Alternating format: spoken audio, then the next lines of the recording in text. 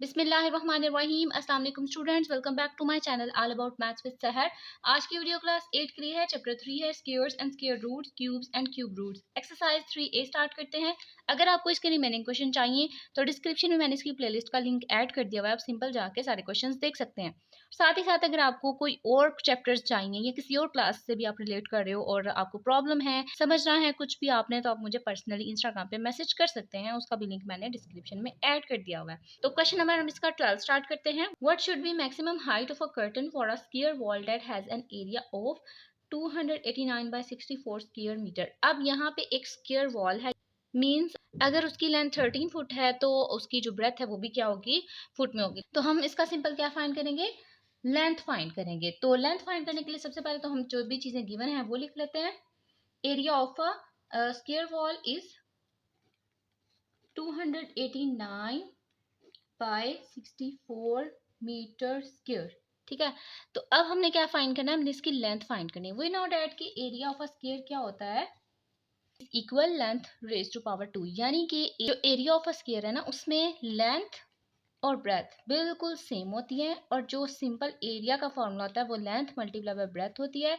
तो हम क्या कर सकते हैं, हम बी की जगह, क्योंकि लेंथ और ब्रेथ बिल्कुल सेम है, तो मैं बी की जगह क्या पुट कर दूंगी, लेंथ पुट कर दूंगी, एल पुट कर दूंगी। तो नेक्स्ट जब इसको सॉल्व आउट करूंगी तो ये फॉर्मूला ड्राइव हो जाता है। तो ड्राइव फार्मूला ही आप यूज करें, आप जरूरी नहीं है कि आप सारा ये प्रोसेस करें फिर ही आप लिखें, नहीं, आप सिंपल ड्राइव जो फॉर्मूला है वो लिख कर उसकी सोल्यूशन को आप कर सकते हैं।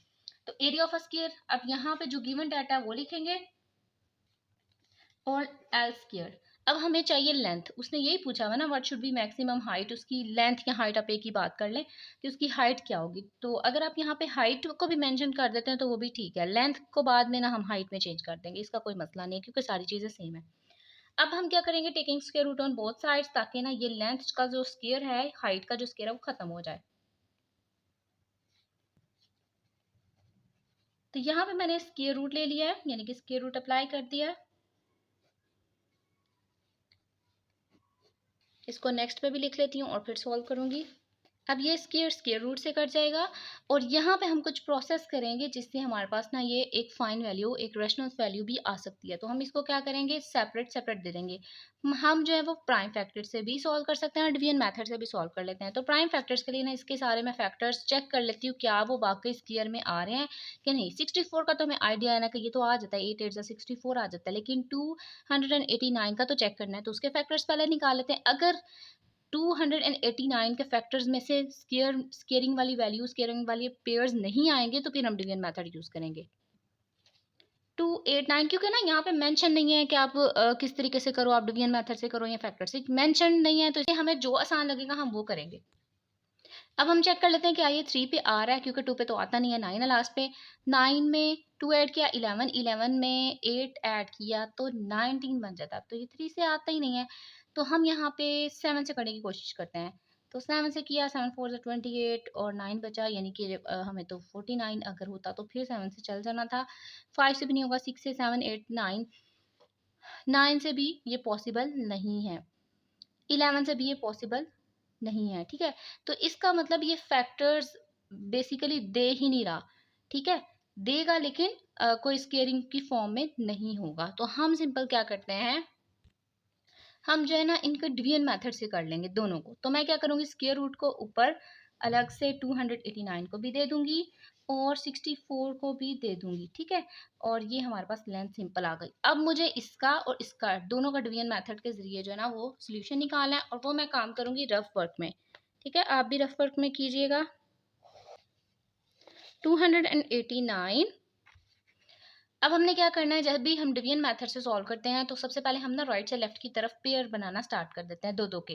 तो दो वैल्यूज मैंने पेयर बना दी, एक वैल्यू बची तो इसको आप ऐसे रहने दे सकते हैं, यानी कि इसका कोई मसला नहीं है, हम इसको इस तरह भी सॉल्व कर सकते हैं। अब बात करते हैं यहाँ पे वेरी फर्स्ट वैल्यू की। अब आपने ना ऐसे इसके दो फैक्टर्स निकाले हैं जो बिल्कुल सेम हो और जिनको मल्टीप्लाई करने से यहाँ तो ये आए, यहाँ से छोटी वैल्यू आए। तो अगर मैं ना यहाँ पे लेती हूँ 2 2 जा 4, यानी कि 2 और 2 बिल्कुल सेम है, मल्टीप्लाई करो 4, तो ये तो बड़ा आ गया 2 से, तो हम मैं कौन सा लूंगी, 1 1 जा 1।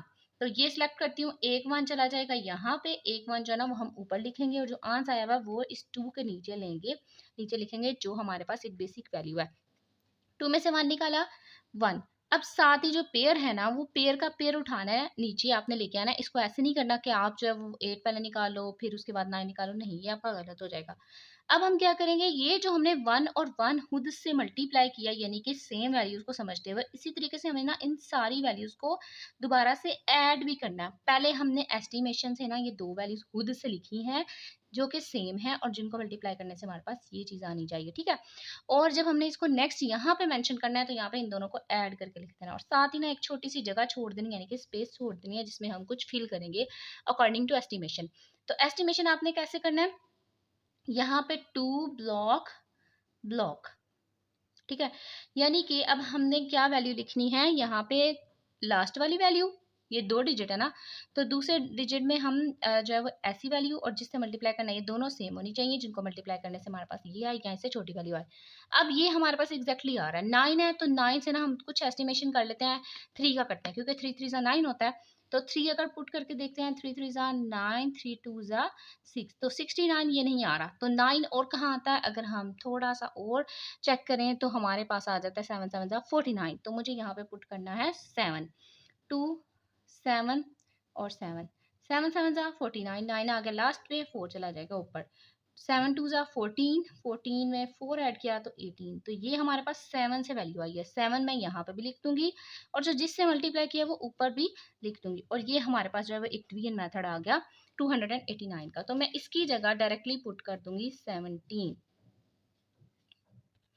अच्छा, ये अब हमें थोड़ा-सा अंदाज़ा हो गया कि 17 से ये चीज़ हो सकती है, लेकिन ये ज़रा करना मुश्किल है। यानी कि जो इस तरह की वैल्यूज़ आ जाती है, उसमें ना मुश्किल से पता चलता है कि फैक्टर्स क्या बन रहे हैं। अब देखिए 7 से भी नहीं बन रहा था और 17 कहाँ जाके हमारा हुआ, ये कैलकुलेशन से। अगर आपको कैलकुलेटर अलावा है, तो फिर ये मुश्किल नहीं है, आप ईज़िली इसको डिवाइड करके कर सकते हैं।